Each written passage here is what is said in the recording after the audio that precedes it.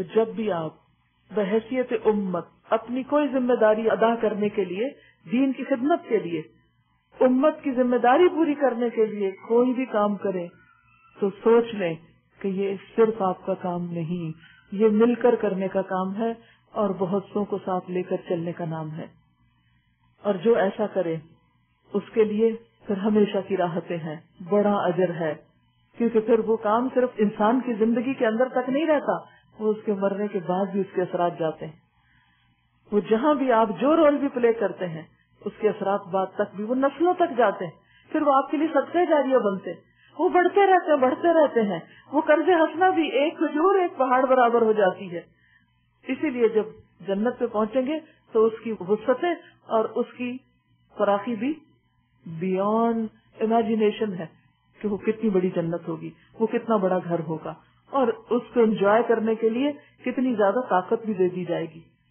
انسان کے ہر عضو کے اندر کئی گنا زیادہ طاقت ہوگی کہ وہ کسی خوبصورتی کو دیکھ کے اکتائے گا نہیں، کسی اچھی چیز کو سن کے نہیں اکتائے گا، کسی خوشبو سے نہیں اکتائے گا، کسی ٹیسٹ سے نہیں اکتائے گا. اس کے ساتھ جو انسان ہوں گے ان سے نہیں اکتائے گا، جبکہ دنیا میں یہ سارے بس مشکلات ہیں. فَبِمَا نَقْضِهِمْ مِيثَاقَهُمْ لَعَنَّاهُمْ وَجَعَلْنَا قُلُوبَهُمْ قَاسِيَةً. پھر یہ ان کا اپنے عہد کو توڑ ڈالنا تھا. اللہ نے ان کو سارا انتظام کر کے اصول بتا دیے. شروع میں انہوں نے حامی بھر لی، بڑے جوش جذبے کے ساتھ کام شروع ہو گیا. بعد میں کیا ہوا؟ بیک آف کر گئے، ودرا کر لیا، پیچھے ہٹ گئے، عہد پورا نہ کیا. اوفوا بعہدی اوفوا بعہدکم، وہ عہد نبھا نہ سکے. نتیجہ کیا ہوا؟ جس کی وجہ سے ہم نے ان کو اپنی رحمت سے دور پھینک دیا اور ان کے دل سخت کر دیے. اب ان کا حال یہ ہے کہ الفاظ کا الٹ پھیر کر کے بات کو کہیں سے کہیں لے جاتے ہیں. جو تعلیم انہیں دی گئی تھی اس کا بڑا حصہ بھول چکے ہیں. سوچئے، ایسے نہیں ہوتا. لوگ دین پڑھتے ہیں، قرآن پڑھتے ہیں، پھر وہ کام کرنے کا جذبہ لے کے اٹھتے ہیں، پھر چھوٹی چھوٹی باتوں سے گھبرا اٹھتے ہیں، پھر وہ پیچھے ہٹ جاتے ہیں، حتیٰ کہ قرآن کو بھی بھولنے لگتے ہیں. دل سخت ہو جاتے ہیں کہ باہم محبتیں عداوتوں میں بدل جاتی ہیں. وہی لوگ جن پہ جان نچھاور کرتے ہیں اللہ کی خاطر، انہی لوگوں کے لیے بے حس ہو جاتے ہیں. کوئی جذباتی باقی نہیں رہتے. اور یہ سب تبدیلیاں آتی ہیں جب انسان اللہ کے کام کو اللہ کے بتائے ہوئے طریقے کے مطابق نہ کرے. اب ان کا حال یہ ہے کہ الفاظ کا الٹ پھیر کر کے بات کو کہیں سے کہیں لے جاتے ہیں، کیونکہ انہیں اب اپنے غلط طرز عمل کی کوئی تعویل تو پیش کرنی ہے نا. جو تعلیم انہیں دی گئی تھی اس کا بڑا حصہ بھول چکے ہیں، کیونکہ اس سے تو رہنمائی لیتے ہی نہیں. اگر لیتے تو پھر ان کا طریقہ یہ تھوڑی ہوتا. اور آئے دن تمہیں ان کی کسی نہ کسی خیانت کا پتہ چلتا رہتا ہے. ان میں سے بہت کم لوگ اس عیب سے بچے ہوئے ہیں. خیانت کس کا پیشہ ہے؟ منافق کا. منافق کی کیریکٹرسٹک. تو انسان جب سچا مومن نہیں رہتا تو پھر کس کھائی میں جا گرتا ہے؟ منافقت کی. پھر اس کے اندر خیانت بھی آ جاتی، جھوٹ بھی آ جاتا ہے، دنیا سے محبت بھی دل میں گھر کر جاتی ہے اور اس کی ساری پرائرٹیز بدل جاتی ہیں. بس جب یہ اس حال کو پہنچ چکے ہیں تو جو شرارتیں بھی یہ کریں وہ ان سے عین متوقع ہیں. یعنی جب انسان کا اخلاقی زوال ہو جاتا تو پھر انسان سب کچھ کر لیتا ہے. نبی صلی اللہ علیہ وسلم کو کہا جا رہا ہے فاعف عنہم واصفح. ایسے لوگ تمہارے آس پاس ہوں گے، کیا کرو؟ ان سے جنگ چھیڑ لو، ناراض ہو جاؤ، ان کو تانے دیتے رہو؟ نہیں. فاعف عنہم، معاف کر دو. واصفح، درگزر کرو، اگنور کرو اور اپنا کام کرو، کیونکہ اب اللہ نے تمہیں اس کام کے لیے چنا ہے. ان اللہ یحب المحسنین، بے شک اللہ محسنین سے محبت رکھتا ہے. ومن الذین قالوا انا نصارى اخذنا میثاقهم. اسی طرح ہم نے ان لوگوں سے بھی پختہ عہد دیا تھا جنہوں نے کہا تھا کہ ہم نصارہ ہیں، مگر ان کو بھی جو سبق یاد کرایا گیا تھا اس کا ایک بڑا حصہ انہوں نے فراموش کر دیا. وہ بھی اپنی کتاب کو بھول گئے، کتاب کو چھوڑ دیا اور دوسرے طریقوں پہ چلنے لگے. آخر کار ہم نے ان کے درمیان قیامت تک کے لیے دشمنی اور آپس کے بغض و عناد کا بیج بو دیا. یہ سزا ہوتی ہے اللہ کے دین کو ماننے اور اس کی کتاب کو جاننے والی قوموں کی. جب وہ کتاب کو چھوڑتے ہیں، کتاب کی تعلیمات کو چھوڑتے ہیں، تو ان کے دل آپس میں ایک دوسرے سے پھٹ جاتے ہیں. یاد رکھیے جہاں بھی دین والے لوگوں میں باہم بغض و عناد ہوگا، دین کا کام کرنے والے لوگوں کے دلوں کے درمیان آپس میں اگر نفرت ہوگی تو اس کی واحد کاز یہی ہوگی کہ وہ اللہ کی تعلیم کو بھول گئے، مقصد کو بھول گئے، وہ اس وجہ کو بھول گئے جس کے لیے اکٹھے ہوئے تھے.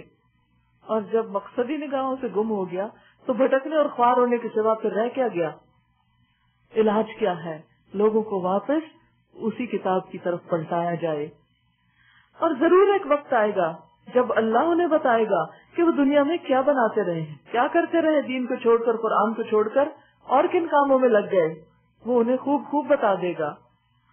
اے اہل کتاب، ہمارا رسول تمہارے پاس آ گیا ہے جو کتاب الہی کی بہت سی ان باتوں کو تمہارے سامنے کھول رہا ہے جن پر تم پردہ ڈالا کرتے تھے. تم انہیں لوگوں کے سامنے نہیں لاتے تھے کہ اگر لوگوں کو پتہ چل گیا تو پھر ہمارا احتساب ہوگا، ہم لوگوں کی نگاہوں سے گر جائیں گے، لہذا حق دکھاؤ ہی نہ، چھپا کے رکھو اور کہو کہ یہ سب کو سمجھ نہیں آتا، سب اس کو نہ پڑھا کریں. اور بہت سی باتوں سے درگزر بھی کر جاتا ہے ہمارا رسول. تمہارے پاس اللہ کی طرف سے روشنی آ گئی ہے اور ایک ایسی حق نما کتاب جس کے ذریعے سے اللہ تعالیٰ ان لوگوں کو جو اس کی رضا کے طالب ہیں سلامتی کے طریقے بتاتا ہے. سبل السلام یہ کس کے لیے ہے؟ جو اس کتاب سے ہدایت حاصل کرے، جو اللہ کی رضا مندی کے کام کرے، اللہ ان کو پھر اس فتنے فساد بغض و عناد سے محفوظ رکھتا ہے، اس سے نجات دیتا ہے اور صحیح راستہ سجھا دیتا ہے. وَيُخْرِجُهُم مِّنَ الظُّلُمَاتِ إِلَى النُّورِ بِإِذْنِهِ وَيَهْدِيهِمْ إِلَى صِرَاطٍ مُّسْتَقِيمٍ. اور اپنے اذن سے ان کو اندھیروں سے نکال کر اجالے کی طرف لاتا ہے اور راہ راست کی طرف ان کی رہنمائی کرتا ہے، سیدھا راستہ ان کو دکھاتا ہے. کتنی بھی پر مشکلات ہو، انسان کو پتہ چل جاتا ہے کہ اس کو کیا کرنا چاہیے، اس کو وے آؤٹ مل جاتا ہے، اس کی مشکلات ختم ہو جاتی ہیں اگر اس کے دل کی اصلاح ہو جائے. اور دل کی اصلاح سے مراد یہاں کیا ہے؟ من اتبع رضوانہ، جو اللہ کی رضا چاہتا ہے، بندوں کی نہیں. کیونکہ اگر ہم بندوں کی رضامندی کے لیے کوئی کام کریں گے اللہ کا تو وہ زیادہ دیر نہیں کر سکتے، اس میں استقامت نہیں ہوگی، پائیداری نہیں ہوگی، وہ بہت جلد فیڈ اپ ہو کے چھوڑ دیں گے. لقد كفر الذين قالوا ان الله هو المسيح ابن مریم، یقیناً کفر کیا ان لوگوں نے جنہوں نے کہا کہ مسیح ابن مریم ہی خدا ہے.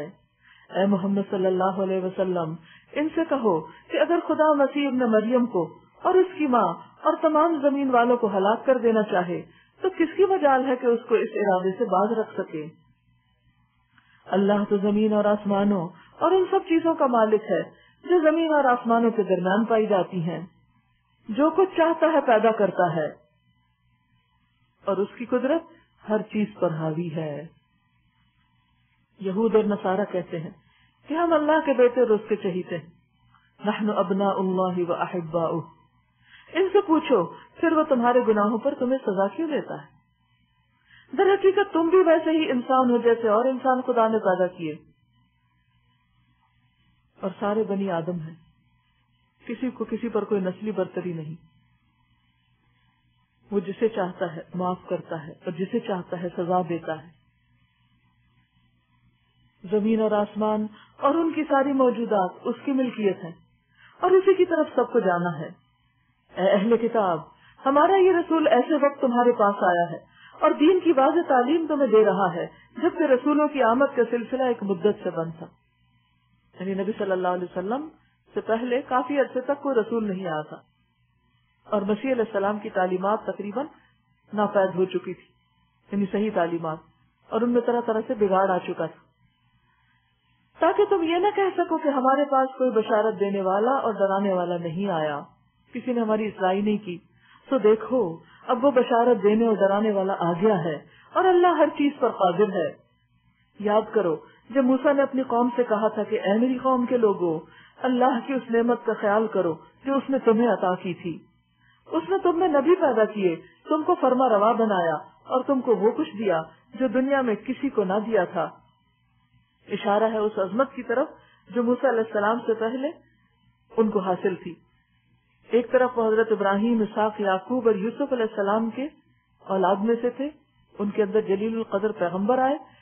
دوسری طرف ان کو پھر یوسف علیہ السلام کے بعد مصر میں اقتدار حاصل ہوا. اسی طرح اس کے بعد بھی ان کی نسلوں میں سلیمان علیہ السلام اور داؤد علیہ السلام جیسے زبردست بادشاہ آئے جو نبی بھی تھے.